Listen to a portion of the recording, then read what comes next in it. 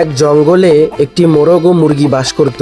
মোরগ সারাদিন জঙ্গলে ঘুরে ঘুরে খাবার সংগ্রহ করে আনতো, আর সেগুলো খেয়েই তাদের দিন কাটতো। এমনই একদিন মোরগ খাবার সংগ্রহ করার জন্য জঙ্গলে যায়। এরপর মোরগ খাবার খুঁজতে খুঁজতে একটি গুহার সামনে চলে আসে আর দেখে সেখানে বিশাল বড় একটি আপেল গাছ। মোরগটি সেই আপেল গাছের নিচে পড়ে থাকা কয়েকটি আপেল কুড়িয়ে নিয়ে বাড়িতে আসে। সেদিন রাতে মোরগ ও মুরগি সেই আপেলগুলো খেয়ে ঘুমিয়ে পড়ে।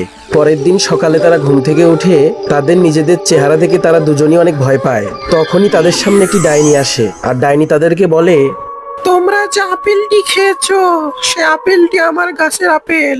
আমার গাছের আপেলটি তোমরা আমাকে না বলেই খেয়েছো, আর এজন্যই তোমরা এত ভয়ানক দেখতে হয়েছো।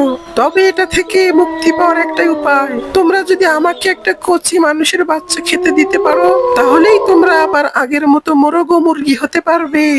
এই কথা বলে ডাইনিটি সেখান থেকে চলে যায়। এরপর থেকে মোরগ ও মুরগি একটা মানুষের বাচ্চা খুঁজতে থাকে, আর তারা মানুষের বাচ্চা খোঁজার জন্য একটা গ্রামে চলে আসে। এরপর মোরগ ও মুরগি গ্রাম থেকে একটি মানুষের বাচ্চা চুরি করে নিয়ে যায় আর ডাইনিকে খেতে দেয়। এরপর ডাইনি মানুষের বাচ্চাটি মজা করে খায়, আর মোরগ ও মুরগি তারা তাদের আগের রূপ ফিরে পায়।